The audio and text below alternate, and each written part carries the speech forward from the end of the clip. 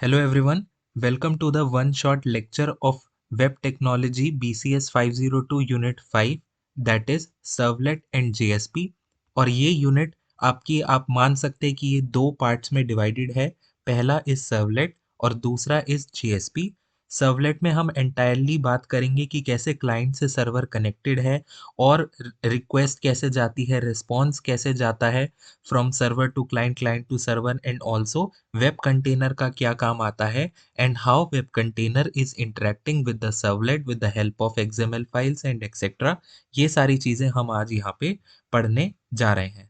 तो पहला हम स्टार्ट करते हैं इसका टॉपिक दैट इज सर्वलेट का एक ओवरव्यू लेते हैं और उसका एक बेसिक आर्किटेक्चर समझने की कोशिश करते हैं। तो सबसे पहले सर्वलेट होता क्या है? एक बेसिकली जावा प्रोग्राम है जो रन करता है सर्वर पे, हैंडल करता है सारी रिक्वेस्ट जो भी आपकी वेब क्लाइंट से यानी ब्राउज़र से आ रही हैं और वो डायनेमिक कंटेंट को जनरेट कर रही हैं। फॉर एग्जांपल इस डायग्राम से हमने पहले भी क्लाइंट और सर्वर मॉडल में ये वाला पार्ट हमने ऑलरेडी यहाँ पे डिस्कस करा हुआ है। इसको थोड़ा और डिटेल में यहाँ पे देखते हैं। जैसे क्लाइंट ने रिक्वेस्ट डाली on the web browser that I want this particular page. अब वेब ब्राउज़र क्या है? एक प्लेटफॉर्म है जो क्लाइंट को अपॉर्चुनिटी देता है कि वो अपनी रिक्वेस्ट को यहाँ पे डाल सके। तो वो अपनी रिक्वेस्ट को वेब ब्राउज़र के थ्रू डालेगा और वेब ब्राउज़र उस रिक्वेस्ट को सर्वर पे लेकर जाएगा। अभी के लिए मान लेते हैं यहाँ पे इट इज़ सर्वर। और ये रिक्वेस्ट जब सर्वर पे गई तब वो सर्वर ने पहले आइडेंटिफाई करा क्या ये रिक्वेस्ट स्टैटिक रिक्वेस्ट है या ये डायनेमिक रिक्वेस्ट है।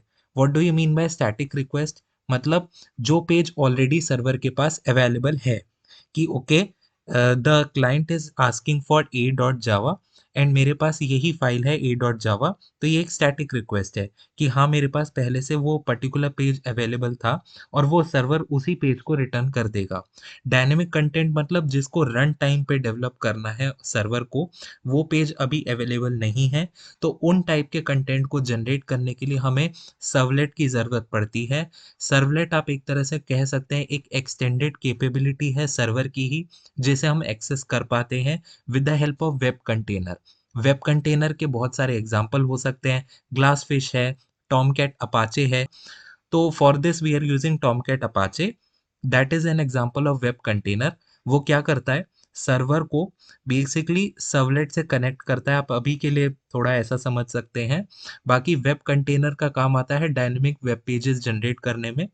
तो उसको वो सर्वलेट से कनेक्ट करता है with the help of a file that is known as XML file. तो ये भी चीज़ हम आगे देखेंगे। तो बेसिकली आपको आर्किटेक्चर में याद क्या रखना है कि ब्राउज़र ने HTTP रिक्वेस्ट भेजी, वेब सर्वर ने उस रिक्वेस्ट को रिसीव करी और आगे सर्वलेट को फॉरवर्ड कर दी। ये सर्वलेट को कंटेनर को फॉरवर्ड कर दी उसने। अब कंटेनर क्या करेगा? ये पूरी लाइफ साइकिल मैनेज करेगा सर्वलेट की कि कब सर्वलेट इनिशियलाइज हुआ, कब उसमें रिक्वेस्ट प्रोसेस हुई और कब सर्वलेट डिस्ट्रॉय हो रहा है। वो प्रोसेस करेगा रिक्वेस्ट को और सेंड करेगा अपना रिस्पॉन्स क्लाइंट को। जैसा कि हमने पिछली बार फर्स्ट लेक्चर में हमने क्लाइंट सर्वर आर्किटेक्चर में देखा था, सेम टू सेम वैसा ही है ये।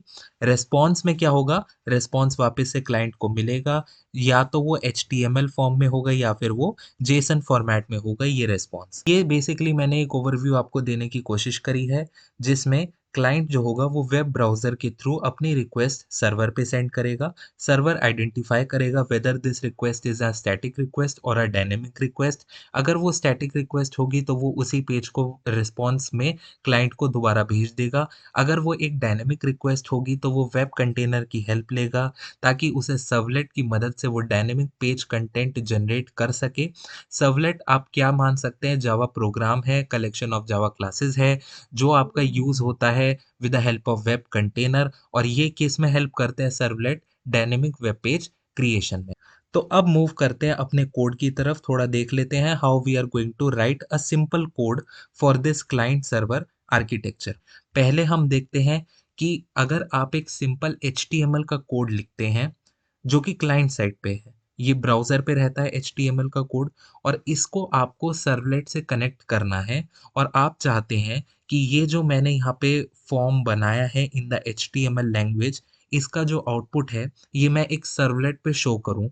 तो उसको आप कैसे जनरेट कर सकते हैं? एक सिंपल एचटीएमएल फाइल को आप सर्वलेट से कैसे कनेक्ट कर सकते हैं, वो चीज़ हम यहाँ पे देखने जा रहे हैं। तो पहले index.html में आप एक सिंपल सा HTML कोड लिखेंगे, जिसमें आप बॉडी टैग के अंदर फॉर्म एक जनरेट करेंगे, जिस फॉर्म में 2 इनपुट आप क्रिएट करेंगे, पहला n1 के नाम से और दूसरा name is equal to n2 के नाम से, और एक सबमिट बटन बनाएँगे type is equal to submit attribute use करके।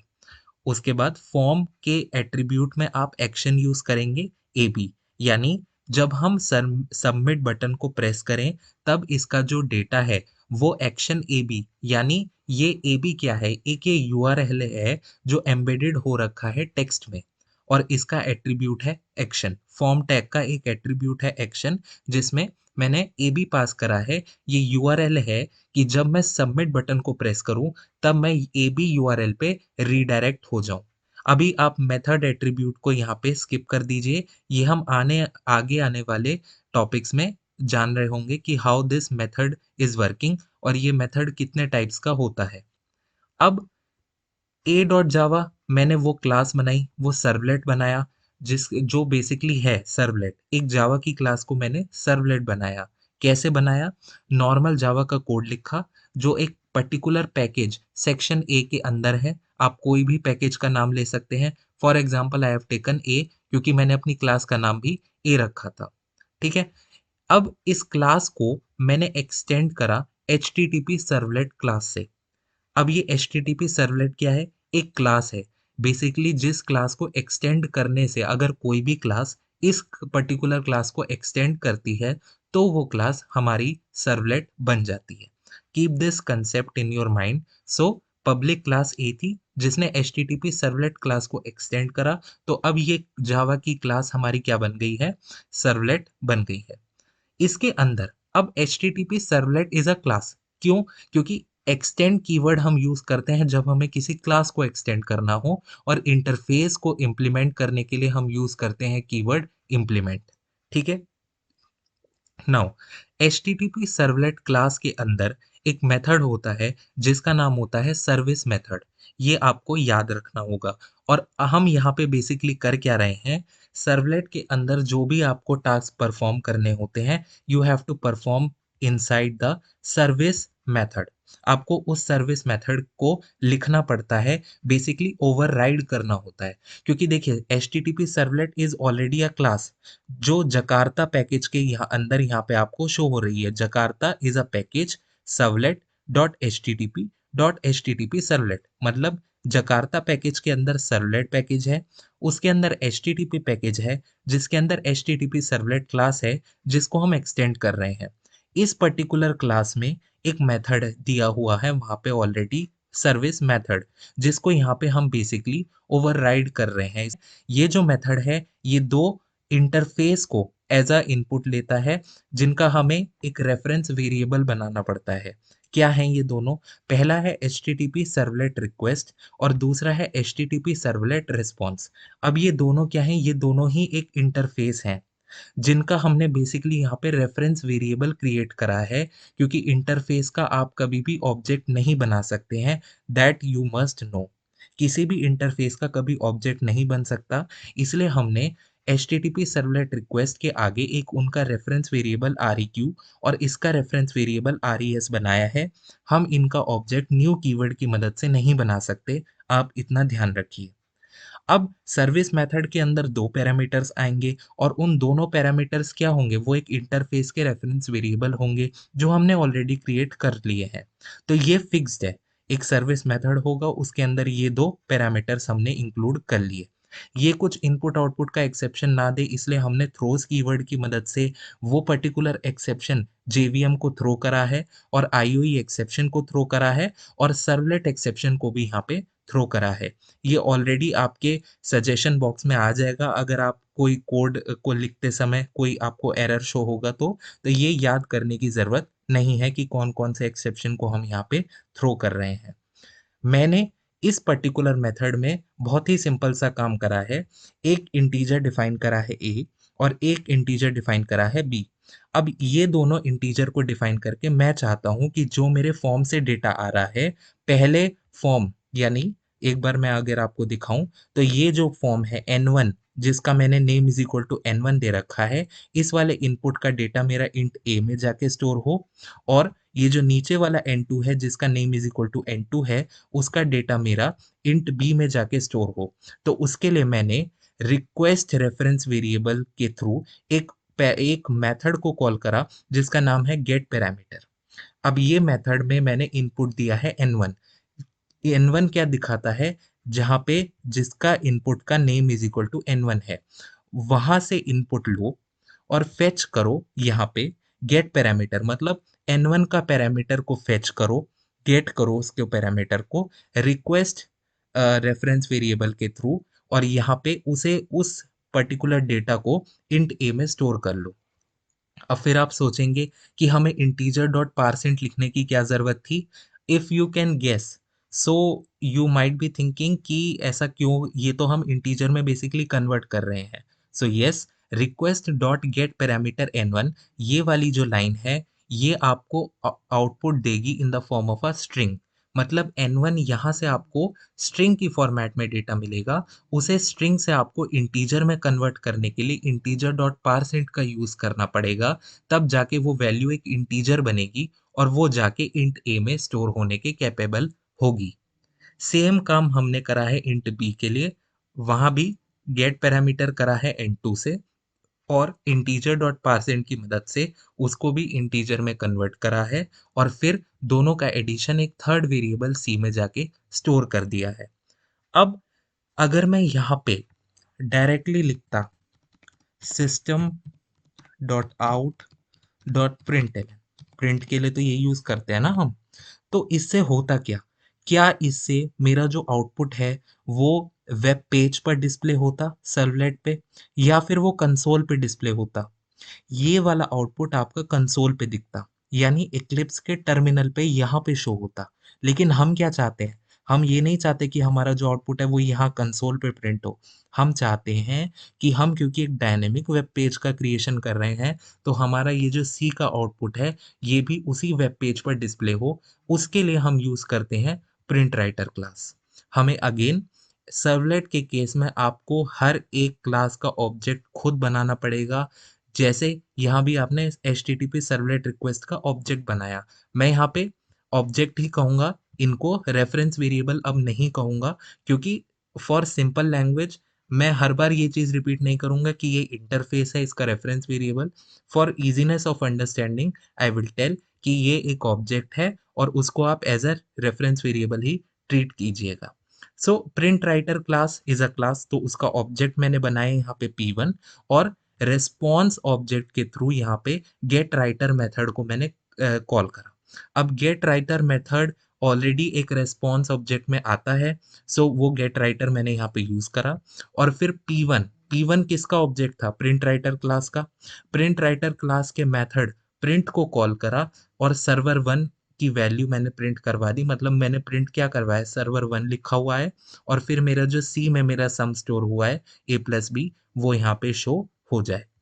अब लेकिन index.html और a.java दोनों की कनेक्टिविटी भी बहुत ज़रूरी है। उस कनेक्टिविटी को करेगा हमारा web.xml। web.xml क्या करेगा, यहाँ पे हमें क्या करना है, पहले आपको दो टैग याद करने हैं। web.xml किस लिए काम आती है, index.html ये जो वाली फाइल थी that is a client side को और सर्वलेट को एक साथ कनेक्ट करने के लिए, उनकी मैपिंग करने के लिए। क्योंकि देखिए यहाँ पे मैंने बोला कि सबमिट का बटन पे जब आप क्लिक करेंगे then you should go to action is equal to A B, आपको ए बी यूआरएल पे जाना है। उसे क्या पता कि ए बी यूआरएल का मतलब ए डॉट जावा क्लास पे जाना है, क्योंकि ये सारा जो मैं सर्विस मेथड को ओवरराइड करा है मैंने यहाँ पे, ये ए डॉट जावा के अंदर करा है। लेकिन index dot H T M L में मैंने क्या बोला था कि action is equal to A B URL पे जाना है। तो अब इसको कैसे पता होगा कि ए बी यूआरएल का मतलब मैं बोल रहा हूँ ए डॉट जावा। तो इस चीज़ की मैपिंग करवाने के लिए web.xml फाइल का यूज़ करते हैं, जिसके अंदर दो टैग्स आते हैं। ये दो टैग्स होते हैं, पहला होता है सर्वलेट टैग और दूसरा होता है servlet mapping tag. Servlet tag के अंदर अगेन दो सब टैग्स आते हैं, पहला होता है सर्वलेट नेम और दूसरा होता है सर्वलेट क्लास। ऐसे ही सर्वलेट मैपिंग के अंदर दो टैग्स होते हैं, servlet name and URL pattern. और यूआरएल पैटर्न में आप कौन सा पैटर्न देंगे कि कौन से यूआरएल से डेटा फेच करना है। यहाँ पे आप देखेंगे मैंने लिख रखा है एबी। तो एबी मतलब मैं इस फॉर्म के एक्शन में जो भी आपने यूआरएल दे रखा है वो चीज़ आपको यूआरएल पैटर्न में यहाँ पे लिखनी है। स्लैश का मतलब क्या है, मैं यहाँ पे फुल एड्रेस पास कर रहा हूँ यूआरएल का, और आपको ऐसे ही यहाँ पे फुल एड्रेस पास करना चाहिए। सर्वलेट क्लास का मतलब कि मैं कौन सी क्लास में रिडायरेक्ट करना चाहता हूँ, तो वो क्लास मेरी होगी सेक्शन ए पैकेज के अंदर जो होगी ए। तो उस क्लास का नाम ए ही था मेरा, क्योंकि मैंने यहाँ पे ए डॉट जावा क्रिएट करी, और वो किस पैकेज के अंडर थी, सेक्शन ए पैकेज के अंदर थी। अब आप वेब डॉट एक्सएमएल का एक बार फ्लो देखिए। मैंने बोला यूआरएल पैटर्न में ए बी है, तो यहाँ से मुझे ए बी मिला क्योंकि मैंने फॉर्म के एक्शन में ए बी लिखा था, तो यहाँ पे मुझे यूआरएल पैटर्न में ए बी मिल गया। अब वो देखेगा ए बी वाले यूआरएल पैटर्न के सर्वलेट का नाम क्या है, सर्वलेट 1 है। और अब वो सारे में सर्च करेगा कि ऐसे कौन से सर्वलेट पे मुझे जाना है जिसका नाम भी सर्वलेट 1 हो। तो अगेन सर्वलेट टैग में वो देखेगा कि सर्वलेट नेम किसका सर्वलेट 1 है, और फिर वो उस कॉरेस्पॉन्डिंग क्लास पे चला जाएगा। कुछ ऐसे मैपिंग हुई मेरी ए बी यूआरएल पैटर्न से लेकर ए डॉट जावा तक की। इस ऐसे उसे पता चला जब उसके दोनों सर्वलेट नेम मैप हुए। तो क्या आप यहाँ पे एक चीज समझ पा रहे हैं कि हर एक रिक्वेस्ट के कोरेस्पॉन्डिंग दो पेयर बनेंगे। हर सर्वलेट के दो पेयर बनेंगे, पहला सर्वलेट टैग बनेगा और दूसरा सर्वलेट मैपिंग टैग बनेगा। मान लीजिए अगर मुझे एन नंबर ऑफ सर्वलेट पे रिक्वेस्ट ट्रांसफर करनी हो, तो मुझे एन नंबर ऑफ पेयर्स बनाने पड़ेंगे सर्वलेट टैग के और सर्वलेट मैपिंग टैग के। सबसे पहले कर्सर आएगा यूआरएल पैटर्न पे, कुछ ऐसे समझिए। यूआरएल पैटर्न से वो देखेगा कि अच्छा इस सर्वलेट का नाम क्या है जिसकी मुझे मैपिंग करवानी है, तो वो सर्वलेट 1 है। फिर वो सारे पेयर्स में, सारे सर्वलेट और सर्वलेट मैपिंग पेयर्स में सर्च करेगा कि आखिर कौन से सर्वलेट का नाम सर्वलेट 1 है, और फिर उस पर्टिकुलर जावा क्लास पे वो यहाँ पे चला जाएगा। तो मेरे केस में ये था सेक्शन ए डॉट ए, तो इसे यहाँ पे मिल गया कि ठीक है पैकेज था सेक्शन ए और जावा फाइल का नाम था यहाँ पे ए, तो सेक्शन ए के अंदर मैं ए डॉट जावा में यहाँ चला गया। फिर उसे पता चला कि ठीक है यहाँ पे ये दो इंटीजर ले रहा है जो कि n1 n2 से ही आ रहे हैं, उनका एडिशन मुझे प्रिंट करना है। तो मैं अल्टीमेटली ये प्रिंट कर दूंगा सर्वर 1 कोलन और फिर सी का जो भी आउटपुट है। एक बार इसे हम यहाँ से रन करके देखते हैं। तो I will go to index dot H T M L. हमेशा कोड आपका index dot H T M L से ही रन होगा। टॉम कैट 10.1 वर्जन मैंने इंस्टॉल करा है यहाँ पे। उसको बाद फिनिश करेंगे। यहाँ पे फिनिश करने के बाद आप जब यहाँ पे आउटपुट देखेंगे, then you can see here the output, कि आउटपुट में हमारे पास, एक मिनट, N1 और N2 दो फॉर्म के कॉलम्स आ रहे हैं जो कि हमने बनाया था HTML फॉर्म के थ्रू। और HTML फॉर्म के थ्रू यहाँ पे हमने बना के आउटपुट देंगे अपना, दैट इज द 21 एंड 34। और ये दोनों आउटपुट देने के बाद जैसे ही हम सबमिट बटन पे क्लिक करते हैं, हमें आउटपुट मिला server 1 is equal to 55। So can you see कि दोनों का एडिशन यहाँ पे परफॉर्म हुआ, और वो आउटपुट हमें कंसोल पे नहीं मिला, वो हमें वेब पेज पर मिला। और ये हम एक डायनेमिक वेब पेज क्रिएशन की तरफ यहाँ पे बढ़ चुके हैं। नाउ ये तो बात हुई कैसे हम बेसिकली सारा काम कर सकते हैं from client side to server side, और कैसे हम उसको वेब डॉट एक्सएमएल से कनेक्ट कर सकते हैं। वो सारी चीज़ें हमने विद कोड देखी, और ये पूरा कोड आपको डिस्क्रिप्शन में भी मिल जाएगा। अब बात करते हैं यूआरएल की और यूआरएल रीराइटिंग की। इसके थोड़ा बात करते हैं कि क्यों हमारी वैल्यूज़ यहाँ पे शो हो रही हैं। तो जैसा आप देख रहे हैं, जो N1 और N2 की वैल्यू मैंने 21 और 34 वहाँ पास करी थी पीछे फॉर्म में, वो सेम वैल्यूज़ यहाँ पे रिफ्लेक्ट हो रही हैं। और ये है क्योंकि हमने method is equal to get वहाँ पे पास करा हुआ है इनसाइड द फॉर्म टैग। अगर एक मिनट मैं आपको दिखा भी देता हूँ वहाँ पे, तो बेसिकली हमने यहाँ पे फॉर्म के एक्शन में और मेथड में हमने यहाँ पे गेट एट्रीब्यूट यूज करा था। तो इसका मतलब जब भी हम गेट एट्रीब्यूट को यूज करते हैं तब हम ऑटोमेटिकली सारी वैल्यूज जो होती हैं वो यूआरएल में पास कर रहे होते हैं। तो इसलिए वहाँ पे हमारी N1 और N2 की वैल्यूज यहाँ पे शो हो रही हैं। इसी के साथ हम मूव करते हैं कि भाई, तो फिर ये क्या तरीका है, कैसे हम हाइड कर सकते हैं, क्योंकि देखिए फॉर्म में आपका कई बार यूजर नेम एंड पासवर्ड ऐसी सेंसिटिव इन्फॉर्मेशन भी हो सकती है जो आप नहीं चाहते कि हर समय यूआरएल में वो शो हो कि आपने ये पर्टिकुलर पासवर्ड वहाँ पे एंटर करा है। तो दिस इज नॉट सेफ कि आपकी सारी वैल्यूज़ यूआरएल में शो हो रही हैं, तो इससे सिक्योरिटी ब्रीच का भी खतरा है। तो इस चीज़ को प्रिवेंट करने के लिए ही हमारे पास वैरायटी ऑफ मेथड हैं यहाँ पे कि आप गेट भी यूज़ कर सकते हैं मेथड को और पोस्ट भी यूज़ कर सकते हैं डिपेंडिंग अपॉन द सिनेरियो। अगर ज़्यादा कोई जनरल डेटा है बिल्कुल नेम वगैरह तो आप गेट मेथड भी यूज़ कर सकते हैं, लेकिन अगर ज़्यादा कॉन्फिडेंशियल इन्फॉर्मेशन है तो आप method is equal to post भी यूज़ कर सकते हैं। कौन-कौन सी एचटीटीपी गेट रिक्वेस्ट और एचटीटीपी पोस्ट रिक्वेस्ट हम यहाँ पे एक बार देख लेते हैं। तो एचटीटीपी गेट रिक्वेस्ट में क्या होता है कि डेटा को सर्वर से जब हम फेच करते हैं, कोई भी डेटा रिक्वेस्ट करते हैं, तब हम गेट मेथड का यूज़ करते हैं। गेट मेथड मतलब आप कह सकते हैं बहुत ही सिंपल सी रिक्वेस्ट है कि भाई यूज़र ने ये डेटा फेच करने को कहा है and I will do that. इसके लिए आपको क्या बोला इन्होंने कि आपको डू गेट मेथड को क्या करना पड़ेगा, ओवरराइड करना पड़ेगा। इसमें भी 2 ऑब्जेक्ट हैं सेम जो हमारे सर्विस मेथड में थे। सर्विस मेथड के अंदर ही ये डू गेट और डू पोस्ट काम करते हैं। पहली बात तो आप ये समझिए सर्विस मेथड के अंदर ये 2 मेथड और काम करते हैं। अगर आपको केवल एचटीटीपी गेट रिक्वेस्ट को ही फुलफिल करवाना है कि आपका फॉर्म केवल गेट रिक्वेस्ट को ही फेच करेगा, आपको ये पहले से पता है तो you can directly override the do get method. उसके बाद आपको सर्विस मेथड लगाने की ज़रूरत नहीं है।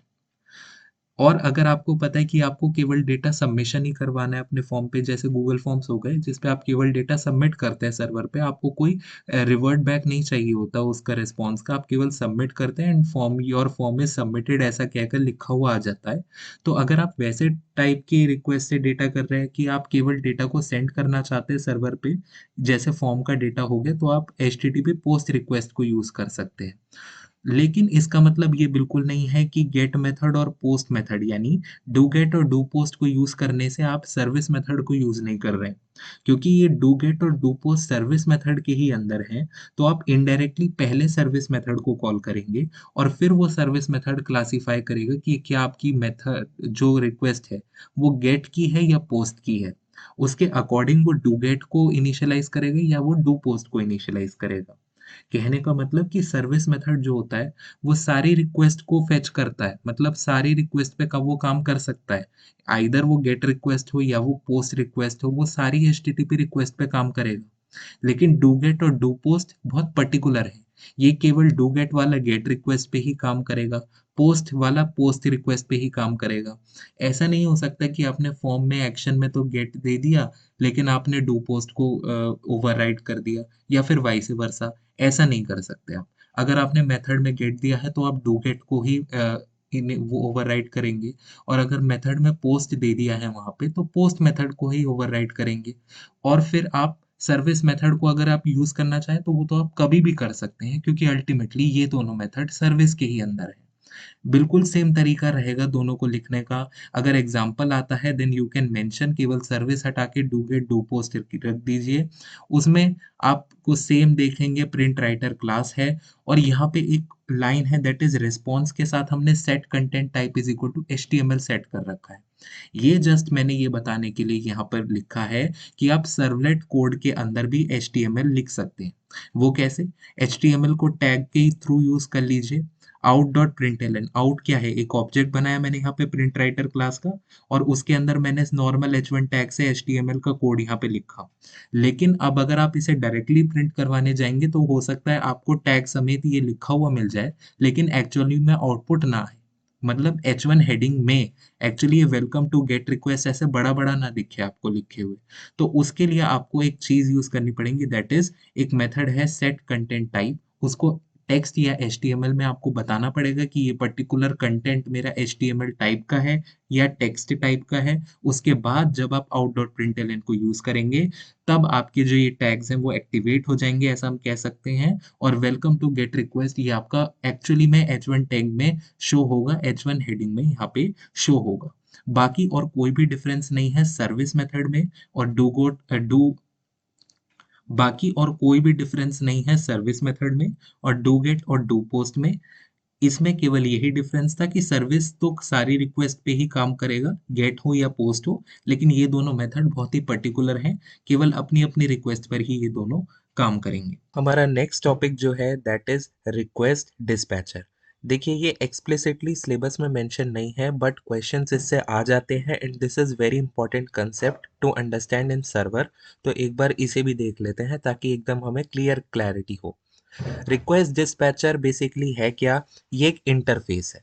What is this? It is N interface जो क्या करता है, जो अलाउ करता है the communication between two different components. Basically आप ये मान सकते हैं कि जब हमें कोई भी रिक्वेस्ट, इधर डायग्राम में अगर आप देखेंगे तो क्लाइंट ने पहली रिक्वेस्ट भेजी है सर्वलेट 1 को और सर्वलेट 1 ने दूसरी रिक्वेस्ट भेजी है सर्वलेट 2 को। ऐसा क्यों हुआ?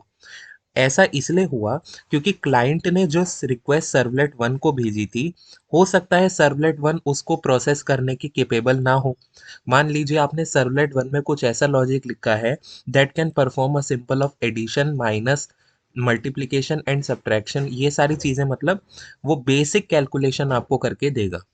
लेकिन सर्वलेट 2 में आपने कोई एक मेथड डिफाइन करा है पावर का, कि दो नंबर को इनपुट लेंगे और उसकी पावर को वो कैलकुलेट करके देगा। अब क्लाइंट ने मान लीजिए रिक्वेस्ट करी सर्वर 1 से, क्योंकि उसे नहीं पता कि सर्वलेट 1 में क्या लॉजिक है एंड सर्वलेट 2 में, उसने अपनी रिक्वेस्ट फॉरवर्ड कर दी कि I want to calculate the power, और ये दो मैंने इनपुट है, ये बेस है और ये उसकी पावर है, मुझे आंसर कैलकुलेट करके दो। अब सर्वलेट 1 ने जब इस रिक्वेस्ट को देखा, देन उसे पता है that it can't process that request, तो उसने वो रिक्वेस्ट कहाँ फॉरवर्ड कर दी? सर्वलेट 2 को। अब सर्वलेट 2 को जैसी उसने रिक्वेस्ट फॉरवर्ड करी तो एक रिस्पॉन्स जनरेट हुआ, क्योंकि उसने पावर कैलकुलेट करके दे दी। तो उसने पावर कैलकुलेट करी, अब सर्वलेट 2 ने पावर कैलकुलेट कर दी है, तो उसका एक क्या हुआ? रेस्पॉन्स जनरेट हुआ, और उस रेस्पॉन्स को डायरेक्टली हमने भेज दिया क्लाइंट के थ्रू। सर्वलेट 1 के कोई रेस्पॉन्स था, इसे आप अभी इग्नोर करिए। बेसिक पॉइंट है कि सर्वलेट 2 का जो रेस्पॉन्स था वो हमने सीधा क्लाइंट को भेज दिया। लेकिन यहाँ पे एक प्रॉब्लम है। क्या प्रॉब्लम है? कि इस पर्टिकुलर केस में क्लाइंट को नहीं पता कि जो मेरा रिस्पॉन्स है वो सर्वलेट 1 से आ रहा है या सर्वलेट 2 से आ रहा है। उसको कैसा फील होगा? क्लाइंट को हमेशा यही लगेगा कि मेरा जो रिस्पॉन्स है वो सर्वलेट 1 से आ रहा है और ना कि सर्वलेट 2 से, क्योंकि क्लाइंट को ये बिल्कुल भी नहीं पता है कि सर्वलेट 1 ने इंटरनली अपनी रिक्वेस्ट किसको फॉरवर्ड करी थी? सर्वलेट 2 को। सो यहीं पर ही एक मेथड आता है that is forward method inside the request dispatcher. Forward method क्या काम करता है? It is use to transfer the request from one server to another server, जिन्हें हम सर्वलेट भी कहते हैं, और या जेएसपी। जेएसपी को बाद में पढ़ेंगे, तो अभी हम केवल सर्वलेट पे ही रहते हैं। अगर एक सर्वलेट से रिक्वेस्ट दूसरे सर्वलेट पे ट्रांसफर करनी है, then we are using the method forward. Forward दो पैरामीटर्स अपने अंदर लेकर जाता है। यहाँ पे देख सकते हैं आप, forward request comma response. Request जो क्लाइंट के पास आई और जो रिस्पॉन्स उसने जनरेट करा, ये दो पैरामीटर वो लेकर जाता है। अब ऐसा क्यों होता है कि क्लाइंट को पता नहीं चलता कि सर्वलेट 2 ने उसे रिस्पॉन्स भेजा है? ऐसा इसलिए क्योंकि फॉरवर्ड मेथड के अंदर जो रिक्वेस्ट रिस्पॉन्स वाले पैरामीटर हैं, वो दोनों केस में सर्वलेट 1 और सर्वलेट 2 के लिए सेम ही पैरामीटर फॉरवर्ड हो रहे हैं आगे। तो इसलिए जब रेस्पॉन्स आता है तब क्लाइंट को पता नहीं चलता है कि जो रेस्पॉन्स है वो सर्वलेट 2 से आया है। उसे हमेशा ऐसा फील होगा that response is coming from servlet 1। केवल यही इसका एक कंसेप्ट था जो आपको ध्यान रखना है। आगे हम यहाँ पे पढ़ते हैं, it facilitate request forwarding and content inclusion, enabling resources sharing and page composition.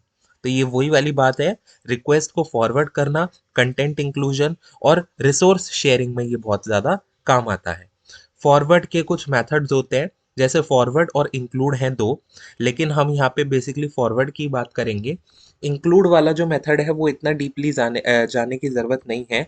एक बार यहाँ पे आप देख सकते हैं, फॉरवर्ड मेथड हम तब यूज़ करते हैं जब हमें रूट रिक्वेस्ट को डिफरेंट सर्वलेट पे या जेएसपी पे ट्रांसफ़र करना हो। जेएसपी की अभी बातें नहीं करेंगे, अभी केवल सर्वलेट पे ही रहेंगे।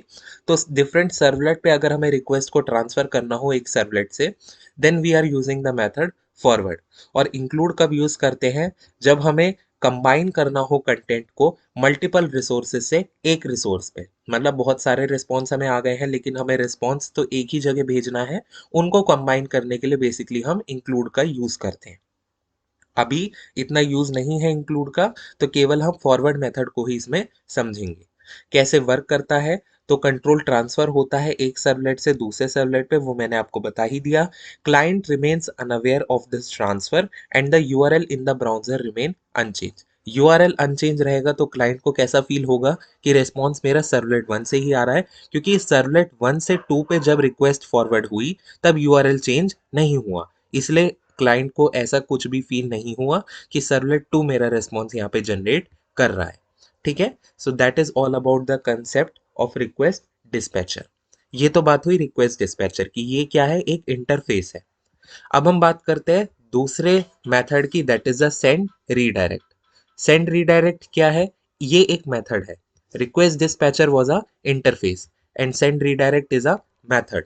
अब ये मेथड क्या करेगा, this method is used to redirect client browser to a new URL. अब देखिए होता क्या है, थोड़ा वर्किंग में यहाँ पे थोड़ा सा डिफरेंस है। क्या, डायग्राम के थ्रू समझते हैं। यूजर एजेंट ने एक रिक्वेस्ट भेजी पहले सर्वर को, यहाँ पे आप देख सकते हैं पहली सर्वर पे एक रिक्वेस्ट गई। अब उस सर्वर ने रिक्वेस्ट डिस्पैचर पे क्या होता था, इंटरनली ट्रांसफर होती थी रिक्वेस्ट सर्वर 1 से सर्वर 2 पे, और उसमें क्लाइंट को बीच में हम नहीं लाते थे। But in the case of send redirect क्या होगा, रिसोर्स पे रिक्वेस्ट गई सर्वर 1 पे, सर्वर 1 ने दोबारा क्लाइंट को इन्फॉर्म करा that I am transferring your request from server 1 and you have to generate a new request to another server which can transfer your request, और वो आपकी रिक्वेस्ट को वहां पे कंप्लीट करेगा। तो पहले रिक्वेस्ट गई सर्वर 1 पे, दूसरी रिक्वेस्ट उसने रिस्पॉन्स करी, तीसरी बार अनदर सर्वलेट पे रिक्वेस्ट भेजी थ्रू क्लाइंट, मतलब अब यहाँ पे बीच में कौन आ गया, यूजर आ गया, और रिसोर्स 2 ने दोबारा अपनी रिक्वेस्ट कहाँ पे ट्रांसफर कर दी, क्लाइंट में। अब आप अंदाजा लगा सकते हैं कि यहाँ पे क्या डिफरेंस है।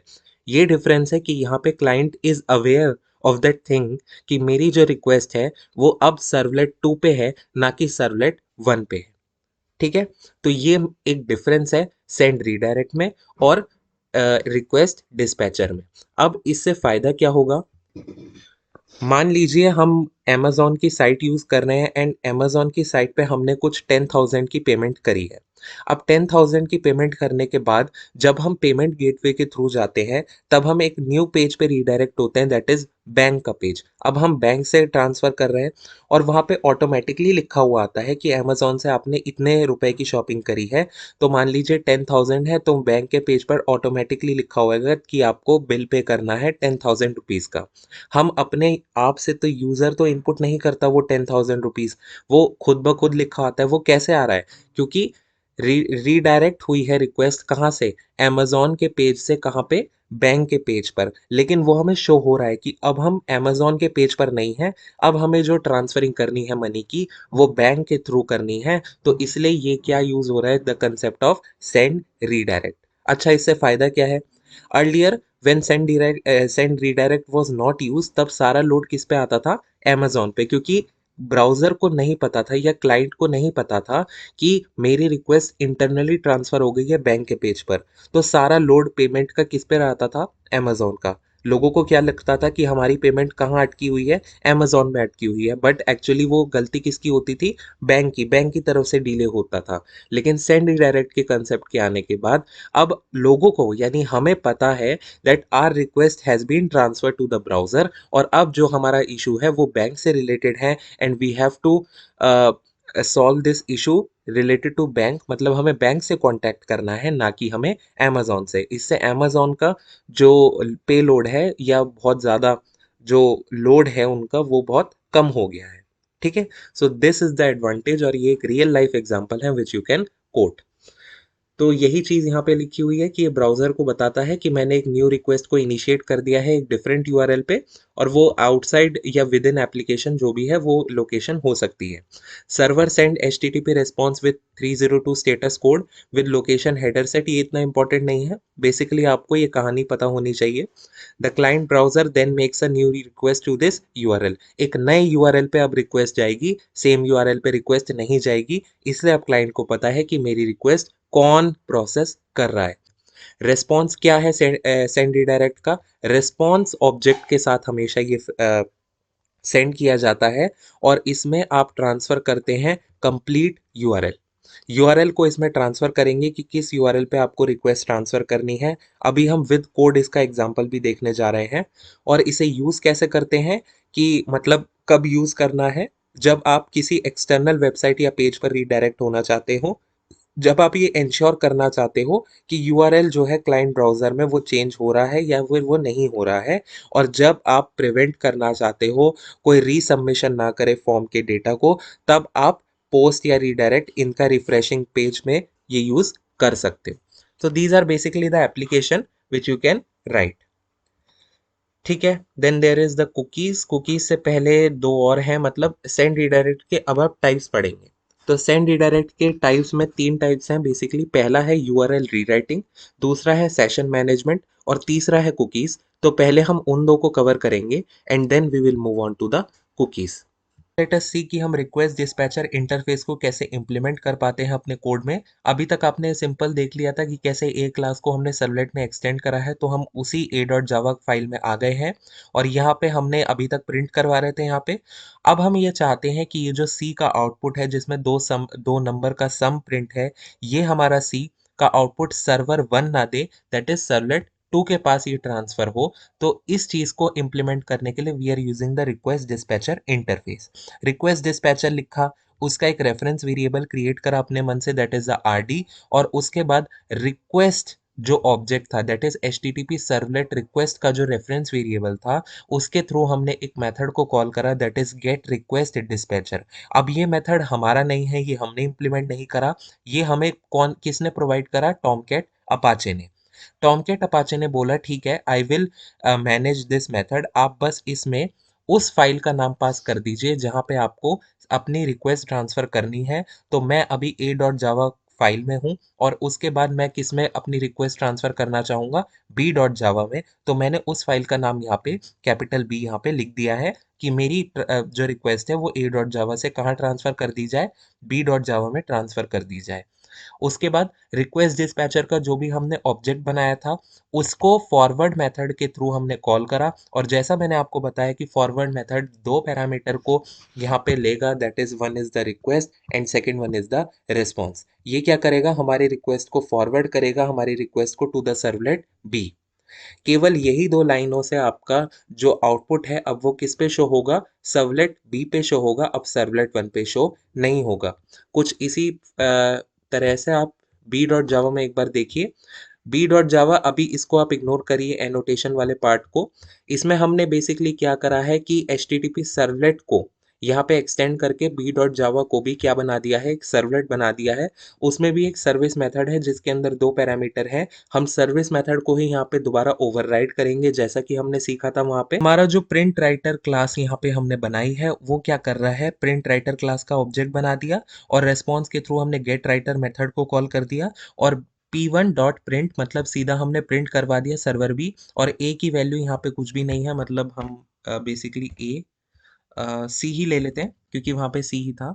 और सी के थ्रू अभी हम डेटा ट्रांसफर नहीं कर रहे हैं, तो हम एक यहाँ पे नया वेरिएबल ले रहे हैं सी, जिसकी वैल्यू है 10। अब ये सम नहीं है वहां पे a प्लस बी का, वो भी हम अभी आगे जाकर देखेंगे कि कैसे हम रिक्वेस्ट डिस्पैचर से अब हम चाहते हैं कि आउटपुट भी आए सम भी आए, तो उसको कैसे कैलकुलेट करें। लेकिन अभी हम के लिए क्या कह रहे हैं, जैसे ये यहाँ से मैं हटा देता हूँ, अभी के लिए हम ये केवल देख रहे हैं कि हम अपनी रिक्वेस्ट को कैसे ट्रांसफर करें वन सर्वलेट से दूसरे सर्वलेट पे। तो हम अभी आउटपुट में क्या देखने जा रहे हैं कि कैसे अब कंसोल पे हमारा यहाँ पे सर्वर 1 ना लिख के अब हमारा सर्वर 2 लिख के आएगा। मतलब हमें इतना अभी के लिए पता चलेगा कि यस, ट्रांसफर जो हो गया है, हमारा जो कंट्रोल है वो सर्वलेट 1 पे नहीं है, अब सर्वलेट 2 पे है। तो एक बार इस कोड को रन करते हैं सेव करके। मैं n1 की वैल्यू में कुछ भी डाल देता हूँ, लेट से 2134, सबमिट करके सर्वर बी। और यस, अब देखिए 10 जो हमने वैल्यू डाली थी b.java में वही प्रिंट हुई है, और अब हमारा जो कंट्रोल है वो कहाँ ट्रांसफर हो गया, सर्वर बी पे। अब हम सर्वर ए पे नहीं है, अब हम किस पे है, सर्वर बी पे। तो ये तो बात हुई, हाँ ठीक है, अब सर्वर ए से बी पर हम आ गए। लेकिन सी का जो सम था दैट इज 21, कौन सी वैल्यू डाली थी मैंने, 21 और 34, इन दोनों का एक्चुअली जो सम प्रिंट हो रहा था सर्वर ए लिख के, वो नहीं हो रहा है यहाँ पे। हम सीधा बस ये लिख कर आ रहे हैं कि हाँ सर्वलेट बी पे तो आ गया, लेकिन हम सम को कैसे ट्रांसफर करें, डेटा कैसे ट्रांसफर करें थ्रू रिक्वेस्ट डिस्पैचर, अब हम वो देखने जा रहे हैं। इसी की रिक्वेस्ट डिस्पैचर हम अपने कोड में कैसे इम्प्लीमेंट कर सकते हैं, इसके लिए हमने सबसे पहले हमने जो ए क्लास बनाई थी उसको हमने एक्सटेंड करा था HTTP सर्वलेट में, और फिर हमने सर्विस मेथड को ओवरराइड करा था। उसमें सी में हमारा आउटपुट आ रहा था जिसे हमने बाद में प्रिंट राइटर क्लास की मदद से यहाँ पे प्रिंट करवाया था। तो बेसिकली हम 8 सर्वलेट पर ही उसको सर्वलेट 1 पे ही हम उसे प्रिंट करवा रहे थे, लेकिन अब हम चाहते हैं इसका जो आउटपुट आए विद डेटा, वो कहाँ है, सर्वलेट बी पे। अभी तक केवल हम सर्वलेट बी पे रीडायरेक्ट हो रहे थे, लेकिन अब हम चाहते हैं कि सर्वलेट बी का जो ए का डेटा है, दैट इज जो एक्चुअल सम हमने भेजा था यहाँ पे 55, वो भी यहाँ पे आए। तो वो अब कैसे होगा, with the help of request dispatcher और सेट एट्रीब्यूट और गेट एट्रीब्यूट मेथड के कारण। तो सबसे पहले आपको ये जो इंटीजर सी था इसको कन्वर्ट करना होगा स्ट्रिंग में, क्योंकि सेट एट्रीब्यूट दो स्ट्रिंग हमारे इनपुट में लेता है। पहला होता है हमारा रेफरेंस स्ट्रिंग जिसके द्वारा हम सेंड करेंगे अपना डेटा, और दूसरा होता है वो स्ट्रिंग जिसमें एक्चुअली में डेटा स्टोर्ड है। इंट सी में हमारा डेटा स्टोर्ड था, उस सी को हमने स्ट्रिंग में कन्वर्ट करा using the integer dot to string. To string method से हमने कन्वर्ट करा इसको स्ट्रिंग में, अब ये आ गया है, मतलब जो हमारा 55 था that is now become a string. तो रिक्वेस्ट डिस्पैचर में हमने पहला जो ये स्ट्रिंग पास करा, अब इसका क्या यूज है, ध्यान से देखिए। जो मेरा दूसरा मैंने एक फाइल बनाई है p.java, उसको भी मैंने एक्सटेंड करा है HTTP सर्वलेट से, और उसमें भी मैंने एक सर्विस मेथड को ओवरराइड करा है। ये तो बहुत बेसिक सी बात है। वहां मैंने यूज करा था सेट एट्रीब्यूट, यहाँ मैं यूज कर रहा हूँ गेट एट्रीब्यूट। इन दोनों को मैप करवाने के लिए मुझे एक स्ट्रिंग चाहिए जो होता है ABC। अब ये एबीसी वहां भी सेम होना चाहिए और यहाँ भी सेम हो जाना चाहिए। आप एबीसी की जगह कुछ भी ले सकते थे, that is P Q R.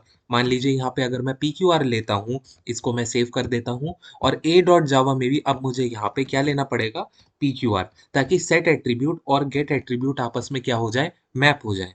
ये स्ट्रिंग आप कुछ भी ले सकते हैं अपनी मर्जी से, बस शर्त ये है कि सेट एट्रीब्यूट वाली ये स्ट्रिंग और गेट एट्रीब्यूट वाली जो ये स्ट्रिंग थी, ये वाली, ये दोनों एक्चुअली में सेम होनी चाहिए ताकि एक्चुअल में डेटा ट्रांसफर हो सके, एक तरह से कनेक्शन एस्टेब्लिश हो पाए। सेट एट्रीब्यूट में फिर मैं अपना वो स्ट्रिंग भेजूंगा जिसमें मेरा एक्चुअल में डेटा है, और यहाँ पे मुझे वो डेटा भेजने की जरूरत नहीं है क्योंकि वो ऑलरेडी मैप्ड है किससे, पी क्यू आर स्ट्रिंग से। तो गेट एट्रीब्यूट मैं भेजूंगा with the help of request object. ये रेफरेंस वेरिएबल था लेकिन हम इसे अब ऑब्जेक्ट ही बोलेंगे। ऑब्जेक्ट को स्ट्रिंग में कन्वर्ट करने के लिए डायरेक्टली जावा में टाइप कास्ट करते हैं, तो स्ट्रिंग में मैंने उस ऑब्जेक्ट को टाइप कास्ट कर दिया क्योंकि ये मुझे एक ऑब्जेक्ट रिटर्न करके देगा, ये वाला पार्ट। यहाँ से मुझे एक ऑब्जेक्ट आया, इसको मैंने एक स्ट्रिंग में कन्वर्ट करा, एंड देन उस स्ट्रिंग को एक वेरिएबल में स्टोर करा, और इस वेरिएबल को मैंने डायरेक्टली प्रिंट राइटर क्लास का एक ऑब्जेक्ट बना के डायरेक्टली प्रिंट करवा दिया जैसा हम सर्वर ए में कर रहे थे पहले। तो बस फर्क इतना है कि वहां पे हम सर्वर ए में प्रिंट कर रहे थे, लेकिन यहाँ पे हमें सेम कोड चाहिए और सेम आउटपुट चाहिए, लेकिन वो प्रिंट हो दूसरे सर्वलेट में। मतलब आप ये मान सकते हैं कि क्लाइंट से रिक्वेस्ट ट्रांसफर हुई वेब डॉट एक्सएमएल में, वेब डॉट एक्सएमएल से ए डॉट जावा में, ए डॉट जावा से अब हम एक दूसरे सर्वलेट पे मूव ऑन कर रहे हैं, बी डॉट जावा। और इसका जो आउटपुट होगा, मतलब ये प्रिंट जो राइटर ये क्लास करेगी, ये सीधा ब्राउजर पे प्रिंट करेगी यहाँ पे क्लाइंट साइड पे। तो देखिए वही रिक्वेस्ट डिस्पैचर का काम हो रहा है, जो डायग्राम के थ्रू भी हमने समझा था कि सर्वर 1 से जब आउटपुट जाएगा सर्वर 2 पे, तो रिक्वेस्ट को पता, मतलब जो क्लाइंट है उसको पता नहीं चलेगा कि मेरी रिक्वेस्ट किसने फुलफिल करी। वो हमें इसलिए पता चल रहा है क्योंकि यहाँ से हम डिस्टिंग्विश कर पा रहे हैं कि भाई ये सर्वर बी का आउटपुट है और ये सर्वर ए का, यानी सर्वर 1 का आउटपुट था यहाँ पे जो हमने पहले प्रीवियस पार्ट में यहाँ पे लिखा था। तो केवल इतनी सी बात है, इसको अभी हम रन करेंगे और देखेंगे इसका आउटपुट क्या है। यहाँ पे यदि आप आउटपुट देखें तो N1 में मैं एंटर कर देता हूँ 21, N2 में मैं एंटर कर देता हूँ 34, और मेरा जो आउटपुट है वो निकला, सर्वर बी ने शो करा इस बार 55। इस बार सर्वर 1 ने नहीं, इस बार सर्वर 2 ने मेरा शो करा आउटपुट 55। तो यही इम्प्लीमेंटेशन है रिक्वेस्ट डिस्पैचर का, जहाँ पे जो आउटपुट है वो बी सर्वर प्रोड्यूस कर रहा है, ना कि सर्वर ए। ठीक है। अब यूजर को लेकिन नहीं पता चलेगा कि ये 55 आउटपुट मेरा कहाँ से आया, क्योंकि देखिए यूआरएल में अगेन ये अनचेंज्ड है। यहाँ पे अगेन सेक्शन ए बी के द्वारा रिक्वेस्ट ट्रांसफर गई, N1 ये एंटर करा, N2 ये एंटर करा। हमें ये कहीं भी पता नहीं चल रहा है कि हमारा जो रिक्वेस्ट था वो सर्वर बी ने ट्रांसफर करा, ए ने ट्रांसफर करा। वो तो हमने प्रिंट करवा दिया था सर्वर बी, इसलिए हमें यहाँ पे दिख रहा है ताकि हमारी क्रॉस चेकिंग के लिए कि एक्चुअली प्रिंट किससे हो रहा है। लेकिन एक्चुअली में उसको क्लाइंट को कोई भी आइडिया नहीं है कि ये आउटपुट मेरा किस सर्वलेट से आ रहा है। इसी कोड को रिजॉल्व करने के लिए, इसी प्रॉब्लम को रिजॉल्व करने के लिए हमें यूज करना पड़ा सेंड रीडायरेक्ट। तो एक बार देखते हैं सेंड रीडायरेक्ट भी कि वो कैसे काम करता है। तो अब देखते हैं what is send redirect.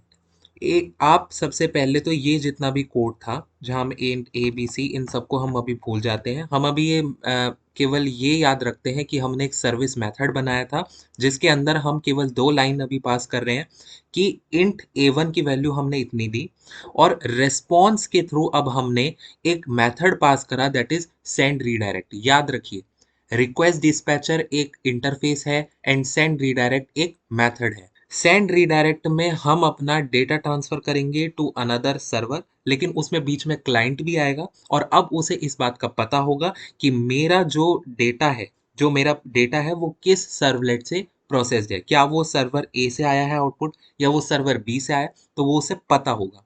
Send redirect में डेटा ट्रांसफर करने का एक फिक्स्ड फॉर्मेट है। वो है कि स्ट्रिंग में आप बी फाइल का नाम लिखेंगे जिसमें आप डेटा ट्रांसफर करना चाहते हैं, क्वेश्चन मार्क लगाएंगे और एक यहाँ पे वेरिएबल पास करेंगे बी। कोई ये वेरिएबल कोई भी हो सकता है, और इज इक्वल टू लगाएंगे। और उसके बाद अपना A1 जिसमें आपका एक्चुअली में डेटा है जो आप ट्रांसफर करना चाहते हैं। लेट सपोज मैं यहाँ 55 लिख रहा हूँ, आप यहाँ पे CB लिख सकते हैं जो हमारा यहाँ से आउटपुट आया, तो उसको मैंने लिखा यहाँ पे A1 की जगह। ठीक है, ये दोनों लाइनें मैंने यहाँ पे लिखी। बी डॉट जावा में मैं सेम कोड यहाँ पे लिखूंगा। अब मैं अभी थोड़ी देर के लिए इनको,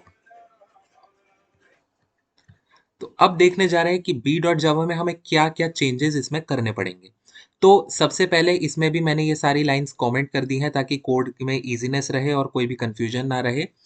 इसमें यहाँ से मैं क्या ले रहा हूँ, इसको भी एक मिनट यहाँ से आप हटा दीजिए इस वाली लाइन को। ठीक है, आप केवल इतना पार्ट देखिए कि हमने जो वहां पे बी लिया था, दैट इज कोई भी हमने वेरिएबल लिया था मैपिंग करने के लिए कि सेट एट्रीब्यूट गेट एट्रीब्यूट में जैसे हम मैपिंग करते थे सेम वेरिएबल से, वैसे ही करेंगे। तो स्मॉल बी यहाँ पे पास करना है हमें। तो यहाँ पे हमने पास करा, यहाँ पे गेट पैरामीटर एक मेथड होता है, रिक्वेस्ट के थ्रू उसे कॉल करेंगे, उसमें हमें स्मॉल बी पास करना है ताकि हम सेंड रीडायरेक्ट के थ्रू डेटा को रिट्रीव कर पाए। ये बेसिकली यहाँ पे काम है बी का। इस बी की जगह कुछ भी हो सकता है, लेकिन वो अगेन क्वेश्चन मार्क के बाद आप जो भी वेरिएबल लिखेंगे उसके थ्रू यहाँ मैपिंग हो जाएगी। रिक्वेस्ट डिस्पैचर सेंड रीडायरेक्ट में अपने अपने काम करने का तरीका है। वहां पे हम उसके थ्रू मैप करवाते थे फॉरवर्ड मेथड के थ्रू, और यहाँ पे हम ऐसे क्वेश्चन मार्क लगा के डेटा ट्रांसफर करवाते हैं। तो स्मॉल बी यहाँ पे रिक्वेस्ट डॉट गेट पैरामीटर आप लिखेंगे। अगेन ये आपको रिजल्ट देगा स्ट्रिंग में जिसको आपको इंटीजर में कन्वर्ट करना पड़ेगा। इंटीजर डॉट पारसेंट लगा के कर दिया है। प्रिंट राइटर क्लास के थ्रू इसे जस्ट सिंपली प्रिंट कर देना है। ठीक है, अब एक बार इस कोड को रन करके देख लेते हैं और देखते हैं क्या जो चीज़ हमने इम्प्लीमेंट करी है वो चीज़ एक्चुअली में सही है या नहीं। तो वेट अ मिनट। तो अब इसका यहाँ पे आप आउटपुट देख पा रहे हैं, सर्वर बी ने आउटपुट दिया है 55 जो कि A1 वेरिएबल में स्टोर था। And look at the URL now, section A package के अंदर अब मैं बी डॉट जावा क्लास के अंदर हूँ, और वहां पे मैंने बी वेरिएबल के थ्रू अपना आउटपुट पास करा है 55। मतलब अब यूजर को पता है कि मेरा जो आउटपुट है वो बी डॉट जावा ने एग्जीक्यूट करा है और ना कि ए डॉट जावा में।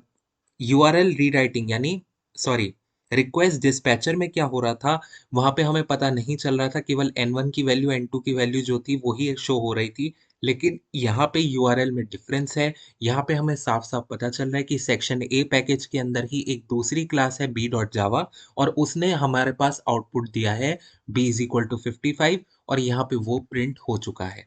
सो this is the basic difference. और ये इस तरह आपने इम्प्लीमेंटेशन देखी रिक्वेस्ट डिस्पैचर इंटरफेस की और सेंड रीडायरेक्ट मेथड की। Let us see that how we can implement send redirect. There are 3 ways of send redirect के 3 ways होते हैं हमारे पास। पहला होता है यूआरएल रीराइटिंग, दूसरा होता है सेशन मैनेजमेंट, और तीसरा होता है cookies. URL rewriting is the method which we have used here. इसमें बेसिकली क्या होता है, जैसे जैसे we are changing the value of A1 या कोई भी पैरामीटर्स की वैल्यू हम अपने इनपुट में चेंज करते हैं, वैसे ही हम क्या देखते हैं हमारे यूआरएल में भी सेम वैल्यू वो चेंज हो रही है, वहां पे वो वैल्यू हमेशा रीराइट हो रही है। तो इसलिए we have called this method as URL rewriting.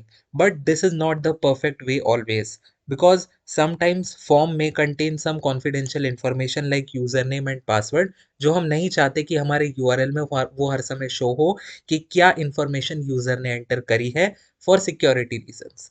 तो इन रीजंस की वजह से we are not preferring this method always. और इसकी वजह से हम ने क्या ट्राई करा कि क्या कोई ऐसा तरीका हो सकता है कि हमारा एक कोई सेशन बन जाए। What do you mean by session? Session मतलब क्या होता है कि जैसे जब तक आप उस पर्टिकुलर वेबसाइट पे you are visiting that website, there is a session automatically which is created. Whenever you log out of that website, वहाँ का सेशन अपने आप ओवर हो जाएगा। तो जब तक यूजर है उस वेबसाइट पे, विजिट कर रहा है उस वेबसाइट को, तब तक उसका सेशन मेंटेन्ड है। तो एक तरीका हमने ये सोचा, क्यों ना हम डेटा अपना सेशन में ही पास कर दें, ताकि बार बार यूआरएल रीराइटिंग की ज़रूरत ही ना पड़े। तो इसको कहते हैं एचटीटीपी सेशन का मैनेजमेंट करना, और यही हमारा दूसरा वे है सेंड रीडायरेक्ट करने का। तो इसको करने का क्या तरीका होता है, एक इंटरफेस होता है, उसका नाम है HTTP session. So this is basically N interface, और इसका हम एक रेफरेंस वेरिएबल बना देंगे सेशन नाम से। और यहाँ पे टॉमकैट अपाचे हमें इसके मेथड प्रोवाइड करेगा, तो मैंने इसे रिक्वेस्ट ऑब्जेक्ट के साथ यहाँ पे कॉल करा है गेट सेशन को। so this is a method which is providing me Tomcat Apache ये मुझे प्रोवाइड कर रहा है। तो मैंने यहाँ पे गेट सेशन को कॉल करा, और फिर जो मैंने इसका रेफरेंस वेरिएबल बनाया था एचटीटीपी सेशन का, उसके थ्रू मैं एक मेथड को कॉल करने जा रहा हूँ जिसमें मैं अपना डेटा को पास करूंगा, दैट इज सेट एट्रीब्यूट। और सेट एट्रीब्यूट दो पैरामीटर लेता है। पहला कि मैपिंग करने के लिए कोई एक स्ट्रिंग चाहिए, तो मैं मान रहा हूँ कि वो मेरी सपोज A1 है, फॉर लेस कन्फ्यूजन, कि A1 मेरी स्ट्रिंग है जिससे मैं मैपिंग करूंगा वहाँ पे गेट एट्रीब्यूट के थ्रू। और यहाँ पे जो मैं डेटा पास कर रहा हूँ वो है A1, सॉरी। और यहाँ पे इंट A1 को मैं यहाँ पे अनकॉमेंट कर देता हूँ। So there it is, A1 की वैल्यू मैंने डाली 55। देन मैंने H T T P session का रेफरेंस वेरिएबल बनाया, रिक्वेस्ट डॉट गेट सेशन करा, और फिर सेशन के थ्रू ही मैंने एक ऑब्जेक्ट को, सॉरी मेथड को कॉल करा, दैट इज सेट एट्रीब्यूट। उसमें मैंने ये दो पर्टिकुलर पैरामीटर पास करे। सेव कर लेते हैं एंड मूव करते हैं अपनी बी डॉट जावा फाइल पे। तो ये इस वाली फाइल में, इस वाली फाइल में हम क्या करेंगे, सबसे पहले हमें यहाँ पे भी एक सेशन क्रिएट करना होगा। तो अगेन वो वाली जो लाइन थी जो हमने लिखी थी H T T P session वाली, उसको ही हम यहाँ पे कॉपी कर लेते हैं, दिस लाइन। ये हमें हर उस फाइल में लिखनी पड़ेगी जहाँ जहाँ हम सेशन मेंटेन करना चाहते हैं। ये वाला यहाँ पे आ गया है। उसके बाद हम क्या करेंगे, अब सेशन की मदद से we are calling an another attribute like session dot get attribute. और ये केवल एक ही पैरामीटर लेगा, स्ट्रिंग, जिससे हमने मैपिंग करवाई थी, उसका नाम है A1। अब प्रॉब्लम ये है कि ये हमें आंसर रिटर्न करेगा एज एन ऑब्जेक्ट। इसको हमें एक्सप्लिसिटली टाइप कास्टिंग करनी होगी इसकी, दैट इज इंटीजर में हम ये चाहते हैं कि ये हो जाए। और इसको हम एक इंटीजर वेरिएबल z में स्टोर कर ले, अच्छा z is already defined, q ले लेते हैं, q में हम इसको डिफाइन करेंगे। तो बेसिकली हमने यहाँ पर क्या करा, जो A1 की वैल्यू हमारी a डॉट जावा में थी यहाँ पे 55, हम उसको एक दूसरे सर्वलेट पे लेकर आ गए हैं with the help of HTTP session. इसके बाद आपको जो भी आउटपुट यहाँ पे परफॉर्म करना है, ऑपरेशन परफॉर्म करना है, यू कैन डू दैट। हमने बेसिकली ये बात आपको बता दी कि इंट क्यू में अब आपकी A1 की वैल्यू आ गई है with the help of session. और ये सेशन तब तक मेंटेन रहेगा जब तक यूजर उस पर्टिकुलर वेबसाइट पे विजिट कर रहा है, जब तक उस पे उसका लॉगिन है, तब तक वो सेशन हमेशा मेंटेन रहेगा। ठीक है। नाउ हमने दो मेथड देख लिए, first one is the URL rewriting and second one is the HTTP session और सेशन मैनेजमेंट। क्या इसको करने का कोई और भी तरीका है? There is the third way जिसका नाम है कुकी। अब बेसिकली आप सोच रहे होंगे what is this cookie. Cookie is nothing but a small text file जो आपकी रेस्पॉन्स ऑब्जेक्ट के साथ अटैच होती है from server side to client side. See, जब भी एक क्लाइंट रिक्वेस्ट भेजता है सर्वर को, तो इन रिटर्न सर्वर उसे रिस्पॉन्स करता है। क्लाइंट ने रिक्वेस्ट भेजी, सर्वर ने उसे रेस्पॉन्स करा। अब रेस्पॉन्स के साथ there is one small very small text file attach with the response which is known as the cookie. ये क्यों सर्वर भेजता है? In order to track user, user को याद रखने के लिए कि भाई ये यूजर इतने टाइम पे हमारी वेबसाइट पे विजिट किया, उसने इतने टाइम तक ये यहाँ पे रहा, देन ही लॉग आउट, उसके बाद इसने ये एक्टिविटीज यहाँ पे परफॉर्म करी and so on and so forth. ये क्यों करता है server? In order to enhance user experience. मान लीजिए आप किसी ई कॉमर्स वेबसाइट पे गए and today you search for headphone. After some time you will see that you are continuously getting the advertisement of headphones only. How is this possible? मतलब आपने एक particular ई commerce website पे headphones के बारे में search करा और उसके बाद आपको अलग अलग गूगल प्लेटफॉर्म्स पे या सर्च इंजन पे आपको क्या मिलने लगे? हेडफोन्स के ऐड मिलने लगे। So that is due to the cookies. अब cookies are basically use for user tracking. ये यूजर की ट्रैकिंग के लिए उनका ताकि एक्सपीरियंस को एनहेंस कर सके और उनके सेशन को मैनेज कर सके, इस चीज के लिए हम कुकी का इस्तेमाल करते हैं। One distinguish feature with HTTP session and cookie is that कि HTTP सेशन जो था वो एक इंटरफेस था, बट कुकी जो है this is a class. Cookie is a class और कुकी का हम एक ऑब्जेक्ट बनाएंगे दैट इज कुकी। ठीक है, कुकी इज अ क्लास, ये बात आपको ध्यान रखनी है। अब क्लास का ऑब्जेक्ट कैसे बनता है? With the help of the new keyword. तो न्यू कीवर्ड की मदद से लगाएंगे यहाँ पे कुकी। और अब आप देखेंगे ये क्या ले रहा है, ये दो स्ट्रिंग वैल्यूज ले रहा है एज अ पैरामीटर। अब आप सोचेंगे अगर ये दो स्ट्रिंग वैल्यूज ले रहा है तो हम बेसिकली अपनी वैल्यू, अपना डेटा वैल्यू भेजेंगे कैसे?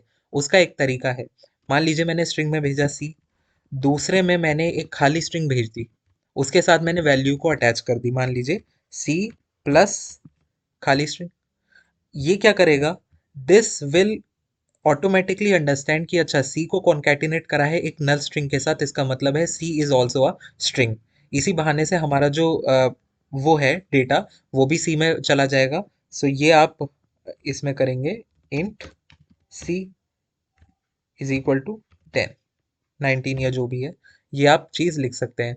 And by mistake I have written this code in B dot Java, लेकिन यहाँ पे आप यहाँ से कट करेंगे इस कोड को and you will write it at A dot जावा, यहाँ पे जहाँ से बेसिकली आपको डेटा भेजना है। तो हम यहाँ पे इस कोड को लिख देते हैं एंड इन सबको कमेंट कर देते हैं again. So this is the cookie. मैंने आपसे बोला that cookie is use to send the data from the server side to the client side. तो हम इसको रिक्वेस्ट ऑब्जेक्ट के साथ कॉल करें या रिस्पॉन्स ऑब्जेक्ट के साथ? इसको हम कॉल करेंगे रिस्पॉन्स ऑब्जेक्ट के साथ, क्योंकि ये सर्वर साइड से भेज रहे हैं हम क्लाइंट साइड पे। And we use the method that is add cookie. और ऐड कुकी मेथड क्या लेगा? कुकी एज अ ऑब्जेक्ट, जो भी हमने यहाँ पे ये चीज बनाई थी। ठीक है, नाउ अब हम चलते हैं बी डॉट जावा पे और यहाँ पे जो भी सर्वर हमें कुकीज भेज रहा है उसको हमें एक्सेप्ट करना है। तो we have this method with the request object के साथ हम कॉल करेंगे that is get cookies. Get cookies method है। अब लेकिन ये क्या करेगा? Get cookies method will accept multiple cookies. तो उनको एक्सेप्ट करवाने के लिए ऑब्वियसली हमें एक एरेस की जरूरत होगी। तो कुकी एंड कुकी इसका हमने बना दिया, एक एरे बना दिया and this is request dot gate cookies. उन सारी कुकीज को, मल्टीपल कुकीज को हमने एक एरे में यहाँ पे स्टोर करवा लिया है। ठीक है, अब हम सारी कुकीज को एक एक करके यहाँ पे एक्सेप्ट करवाएंगे। तो हम एक फॉर लूप लगा लेते हैं यहाँ पे, जिसमें हम एक particular cookie, why this is cookie C colon cookies, for each loop हमने यहाँ पे लगा दिया है। और यहाँ पे कुकी नहीं आएगा, कंडीशन यहाँ पे लगा देते हैं if c dot get name dot equals c. जो भी हमने वहां पैरामीटर पास करा, अगर उसके इक्वल हो जाता है तो हम क्या काम करेंगे? तो उस पर्टिकुलर कुकी की सी डॉट गेट वैल्यू, उसकी वैल्यू हम ले लेंगे उस पर्टिकुलर कुकी की। और इस पूरी चीज को हम, क्योंकि ये एक हमें स्ट्रिंग रिटर्न करके देगा यहाँ पे, तो integer dot parse int integer में कन्वर्ट कर लेंगे। और सपोज यहाँ पे वेरिएबल हम कोई भी ले सकते हैं, एस ले लिया हमने यहाँ। और बाहर हमें डिफाइन करना पड़ेगा इंट एस बराबर 0। तो ये हमारा बेसिकली कोड है जहाँ पर हम एक एक कुकी को यहाँ पे प्रिंट करवा रहे होंगे। And that is our complete code for cookies. यहाँ से आप एक एक कुकीज करके फेच कर सकते हैं। एंड यहाँ पे जो सी की वैल्यू थी हमारी ए डॉट जावा में, दैट इज 19, अब वो बी डॉट जावा में भी आ गई। क्या होती है, यहाँ पर भी स्मॉल पीस ऑफ डेटा होती हैं जो क्लाइंट के ब्राउजर में स्टोर होती हैं, जो सर्वर पे हम सेंड करते हैं with the request. Client are use to store the user specific information, उनका डेटा ट्रैक करने के लिए और उनका यूजर एक्सपीरियंस एनहेंस करने के लिए। इसके अपने कुछ एडवांटेजेस डिसएडवांटेजेस हैं, वो आप एक बार देख लीजिएगा। When a client makes a request to the server, cookies stored in the browser and automatically include in the request, वो automatically include हो जाती हैं और सर्वर रिट्रीव करता है स्टोर डेटा को और एक पर्सनलाइज रेस्पॉन्स किसको प्रोवाइड करता है, क्लाइंट को। ठीक है। कितने टाइप्स की कुकीज होती हैं, बहुत सारे टाइप्स की होती है। Third party cookies, session cookies, persistent cookies, non persistent, तो ये सारी टाइप्स है। लेकिन इंपॉर्टेंट हम यहाँ पे डिस्कस करेंगे, that is first one is the session cookies. ये टेम्परेरी होती हैं, पहली बात।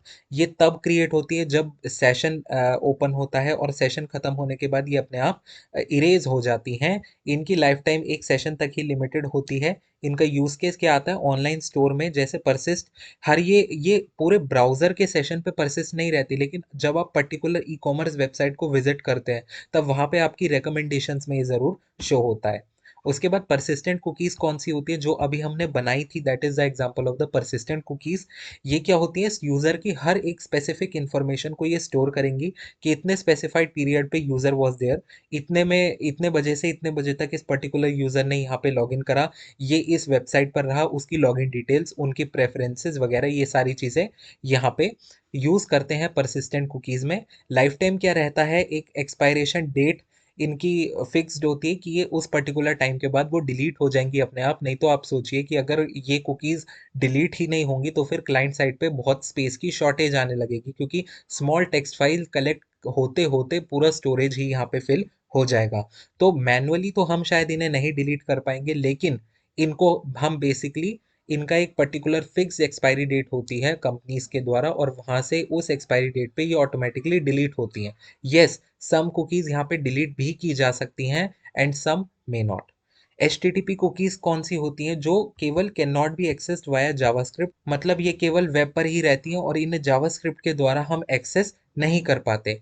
ये प्रोवाइड करती है एक एक्स्ट्रा लेयर सिक्योरिटी की क्रॉस क्राइड स्क्रिप्टिंग में, जैसे XSS अटैक्स जो होते हैं उनमें। और ये एक्सेसिबल होती हैं केवल सर्वर के द्वारा, क्लाइंट में इनका कोई भी चेंज हम नहीं कर सकते। HTTP only cookies are often use to store sessions identifier और ऑथेंटिकेशन टोकन्स, इन सबको ये स्टोर करती है और ये क्लाइंट साइड स्क्रिप्ट में मैनिपुलेट नहीं की जा सकती। इनका लाइफ टाइम क्या होता है, सेशन कुकीज और परसिस्टेंट कुकीज हो सकती है, उनके बेसिस पे इनका लाइफ टाइम वेरी हो सकता है। So this is all about the cookies. और इसी के साथ आपका यूनिट 5 का फर्स्ट पार्ट जो है, दैट इज अ सर्वलेट, वो यहाँ पे ओवर होता है। Now we are moving towards the second part, that is the JSP, उसकी ज़रूरत क्यों पड़ी और वो क्यों इंट्रोड्यूस हुआ और how it is better than servlet, क्या वो सर्वलेट से फास्ट है या वो सर्वलेट से स्लो है, ये सारी चीज़ों को अब हम डिस्कस करेंगे। अब बात करते हैं कि जेएसपी है क्या। तो जेएसपी है एक ऐसी टेक्नोलॉजी जो हमें डायनेमिक वेब पेज बनाने में मदद करती है। जेएसपी ने अलाउ करा डेवलपर को ताकि वो Java code directly HTML page में लिख सकें। ये एक सबसे बड़ा एडवांटेज था जिसने ट्रांसफॉर्मेशन करा from servlet to JSP. But इसका मीनिंग ये नहीं है कि JSP is the means replacement of servlet, because JSP भी हम आगे जाकर देखेंगे कि it is working on servlet, मतलब Java server pages that is the JSP, उसके Java server pages that is the JSP, उसके भी इंटरनल वर्किंग में क्या यूज हो रहे हैं, सर्वलेट ही यूज हो रहे हैं। It is an extension of Java servlet providing a more convenient way to generate dynamic web content. अब मैंने आपको बताया कि जेएसपी इंटरनली सर्वलेट पर ही काम कर रही है। सो यू कैन इमेजिन कि अगर सर्वलेट की स्पीड मान लीजिए x है, तो जेएसपी की स्पीड उससे स्लो ही रहेगी, क्योंकि इंटरनली पहले कोड जेएसपी में लिखा गया, उसके बाद वो कोड अपने आप से सर्वलेट को अंदर से कॉल कर रहा है with the help of Tomcat Apache obviously. तो उस केस में जेएसपी की स्पीड यहाँ पे थोड़ी स्लो हो जाती है, लेकिन बहुत ही यूज़र फ्रेंडली अप्रोच हमें प्रोवाइड करता है, जिसकी मदद से हम जावा कोड डायरेक्टली लिख सकते हैं अपने एचटीएमएल पेज में, और सर्वलेट से ये बहुत ज़्यादा आसान पड़ता है फॉर द डेवलपर्स। और जो एक फाइट थी between the developers and the front end ones, जो डिज़ाइन थे कि अगर कोई प्रॉब्लम आ रही है so they use to blame each other. तो तो वो चीज़ यहाँ पे खत्म हो गई, बहुत ज़्यादा कॉन्फ्लिक्ट जो था एक, कि तो जो कॉन्फ्लिक्ट भी था एक between the developers and the designer, वो भी यहाँ पे खत्म हुआ after the involvement of JSP. JSP की लाइफ साइकिल की बात करें तो सबसे पहले जेएसपी फाइल कन्वर्ट होती है सर्वलेट फाइल में, ये मैंने आपको बताया। कंपाइलेशन भी ऐसी होता है, जो ट्रांसलेटेड सर्वलेट है वो जावा बाइटकोड फाइल में कंपाइल्ड होती है। उसके बाद जेएसपी इनिट मेथड कॉल होता है केवल एक बार, जैसे जेएसपी फाइल फर्स्ट लोड होती है। उसके बाद सर्विस मेथड हैंडल करता है क्लाइंट की रिक्वेस्ट को, और जेएसपी डिस्ट्रॉय मेथड भी एक ही बार कॉल होता है जब हमें जेएसपी सर्विस से बाहर लानी हो, यानी जावा सर्वर पेज को डिस्ट्रॉय करना हो। तो ये सारी लाइफ साइकिल है जेएसपी की। एक टॉपिक था तो जो सर्वलेट लाइफ साइकिल यहाँ पे आपका छूट गया था। इसमें सर्वलेट लाइफ साइकिल में भी यही था कि एक इनिट मेथड था, बस इसमें तीन ही स्टेप है, एक बार देख लीजिए। कि इनिशियलाइजेशन होता है सर्वलेट का जब वो इनिट मेथड को कॉल करता है, केवल एक ही बार कॉल करेगा ये। रिक्वेस्ट हैंडलिंग होती है जब वो सर्वलेस मेथड को कॉल करता है, और सर्विस मेथड में ही सारी रिक्वेस्ट को क्या होती है, प्रोसेस होती हैं सारी की सारी रिक्वेस्ट। डिस्ट्रक्शन क्या होता है, जब सर्वलेट को हमें हटाना हो तब हम डिस्ट्रॉय मेथड को कॉल करते हैं। इसी के साथ ये पूरा यहाँ पे लाइफ साइकिल दोनों की एक साथ खत्म होती है। जेएसपी डायरेक्टिव्स की यदि बात करें तो डायरेक्टिव्स होते क्या है, एक ग्लोबल इंफॉर्मेशन होती है अबाउट द जेएसपी फाइल्स। कितने टाइप के डायरेक्टिव्स होते हैं, basically these are of three types. First one is page, second is include, and third is taglib. तो पेज क्या करता है कि पेज लेवल एट्रीब्यूट जितने भी होते हैं, कि पेज की लैंग्वेज क्या होगी, उसका कौन सा कंटेंट होगा, एरर कैसे हैंडल करेगा, तो ये सारी जो पेज की एट्रीब्यूट्स हैं, ये हम कुछ इस टैग में लिखेंगे, that is angular braces, percent sign and at the rate. उसमें हम पेज लिखेंगे, and then various attributes like language, content type, उसको हम मेंशन करेंगे। इंक्लूड जो होता है डायरेक्टिव, ये होता है जब हमें किसी एक्सटर्नल फाइल को इंक्लूड करना हो अपने जेएसपी पेज में। जैसे हम सर्वलेट में ए सर्वलेट से बी सर्वलेट में मूव कर रहे थे, तो हमें इंक्लूड करना पड़ता था बी सर्वलेट फाइल को ए में, तो इसी वजह से जेएसपी में यदि आपको कोई एक एक्सटर्नल फाइल इंक्लूड करनी पड़ती है, then we use the include directive. Taglib होता है कि एक कस्टम टैग लाइब्रेरी के यूसेज को डिक्लेयर करने के लिए हम ये यूज करते हैं। इसका फॉर्मेट कुछ ऐसा होता है, टैगलिब URI इज इक्वल टू, और फिर उस पूरी लाइब्रेरी का आप यहाँ पे URI देते हैं, और इसका प्रीफिक्स भी होता है यहाँ पे, दैट इज ऑप्शनल। तो ये चीज़ है डायरेक्टिव्स में। स्क्रिप्टिंग एलिमेंट्स जो जेएसपी के होते हैं, वो अलाउ करते हैं हमें अगेन जावा कोड को लिखने में इनसाइड अ जेएसपी फाइल। ये तीन टाइप के यहाँ पे स्क्रिप्टिंग एलिमेंट्स होते हैं। लाइक HTML का अपने आप में एक टैग है, HTML टैग। CSS को डिफाइन कैसे करते हैं, with the help of style tag. JavaScript को कैसे डिफाइन करते हैं, with the help of script tag. ऐसे ही जेएसपी के अंदर यहाँ पे तीन स्क्रिप्टिंग एलिमेंट्स हैं। पहला डिक्लेरेशन, दूसरा है स्क्रिप्ट लेट टैग, और तीसरा है एक्सप्रेशन टैग। डिक्लेरेशन टैग वो होते हैं जिन मेथड्स या वेरिएबल्स को हमें केवल डिक्लेयर करना हो आउटसाइड द सर्विस मेथड। इसको आप सर्वलेट से कंपेयर करके देखिए, एक एनालॉजी है। सर्विस मेथड के बाहर हमें जितने भी वेरिएबल्स या मेथड को डिफाइन करना रहता है, that are included in the declaration tag. इसका सिंटेक्स कुछ ऐसा होता है, परसेंट नॉट इक्वल करके।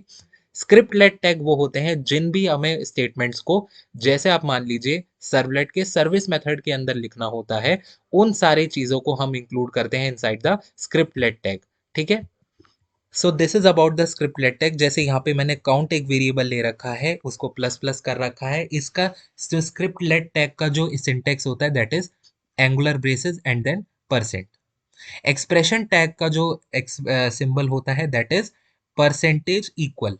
अब यहाँ पे आप डायरेक्टली एक स्ट्रिंग लिखते हैं, या फिर किसी एक पर्टिकुलर वैल्यू के साथ उसे कॉन्कैटिनेट कर देंगे, क्योंकि फिर ये पूरी की पूरी चीज क्या बन जाएगी, एक स्ट्रिंग बन जाएगी इन द जावा। और केवल एक स्ट्रिंग लिखेंगे, उसका वेरिएबल डिफाइन नहीं करेंगे। ए इज इक्वल टू या string a is equal to hello नहीं लिखेंगे, केवल हेलो लिखेंगे। बिकॉज ये ऐसे काम करता है expression tag, like print dot out, मतलब sorry out dot print.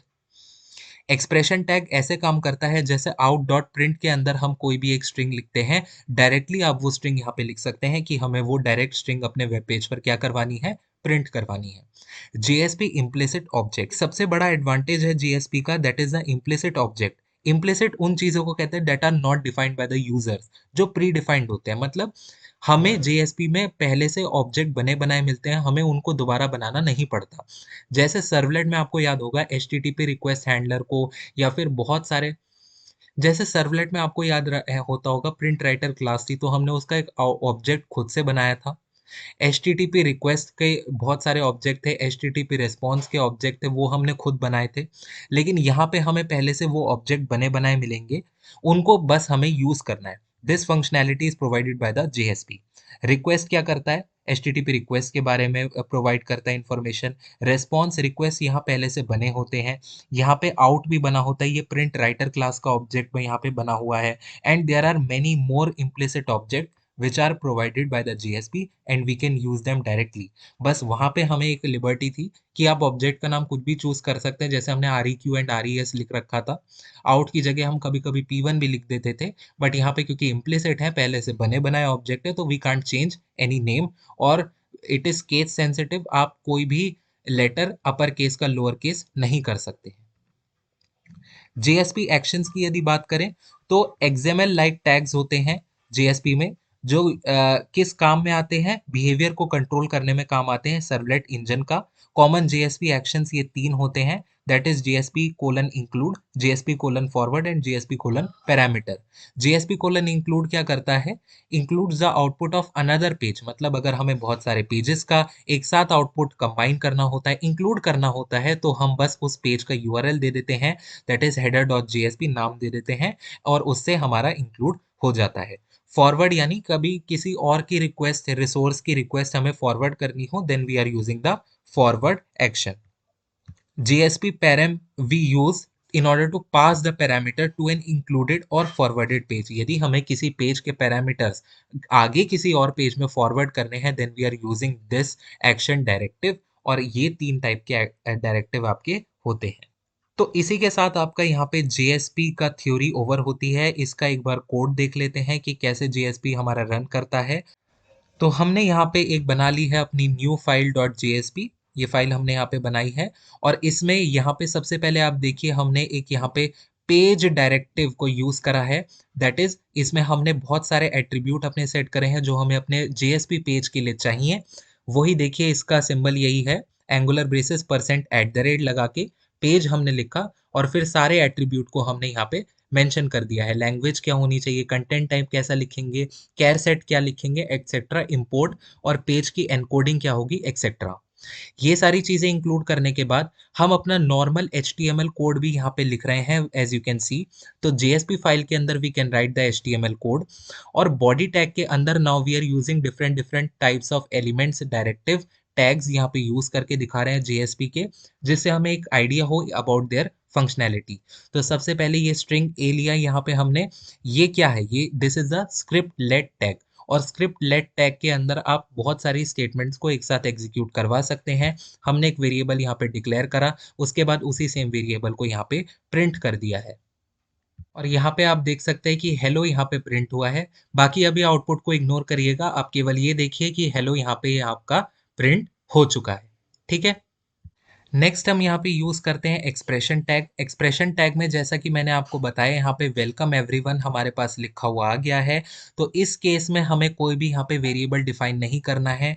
Like हम यहाँ पे ये नहीं लिख सकते कि a इज इक्वल टू, तो ये यहाँ पे हमें एक एरर शो करेगा ऑब्वियसली, क्योंकि यहाँ पे ऑलरेडी इक्वल्स टू साइन है, means we have to directly print the string. जो भी हमें प्रिंट करवाना है अपने वेब पेज पे, वो चीज़ यहाँ पे हम शोकेस करेंगे, मतलब ये वो चीज़ यहाँ पे डायरेक्टली हम लिख देंगे। तो आप यहाँ पे देख सकते हैं कि वेलकम एवरीवन यहाँ पे आउटपुट आपका आ चुका है। ठीक है। ये तो बात हो गई एक्सप्रेशन टैग की, और उसके बाद अब हम बात करते हैं डिक्लेरेशन टैग की, जिसका सिंबल होता है percent with not equal to sign. इसका मतलब होता है जो भी आप चीज़ यूज़ कर रहे हैं, जो भी आप वेरिएबल्स और मेथड को डिफाइन कर रहे हैं outside the service method in case of servlet, तो उस चीज़ में हम यहाँ पे इसको डिफाइन करते हैं डिक्लेरेशन स्टेटमेंट को। तो डिक्लेरेशन टैग में हमने जैसे यहाँ पे एक यूजर डिफाइंड मेथड को इसके डेफिनेशन दी है, दैट इज स्ट्रिंग नेम, और उसमें एक पैरामीटर स्ट्रिंग ए पास करा है, और यहाँ पे हम सीधा सीधा ए की वैल्यू को रिटर्न कर रहे हैं।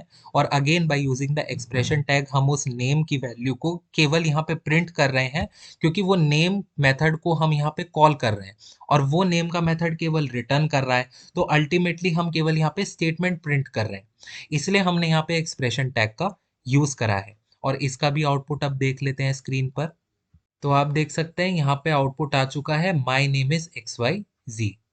तो ये चीज है जिससे आप अपना सिंपल HTML का कोड लिख सकते हैं इनसाइड द JSP फाइल, और उससे हमारा काम बहुत इजी हो जाता है। हम सिंपल आउटपुट को बहुत ही जल्दी प्रोड्यूस कर पाते हैं without writing the complex servlet code. ठीक है, सो विद दिस आपकी यहाँ पे JSP भी कंप्लीट होती है। इतना ही पोर्शन आपके सिलेबस में गिवन था, and this much is more than sufficient for your unit 5। And with this Unit 5 one shot video lecture is over. Till then, keep studying, keep smiling. Thank you.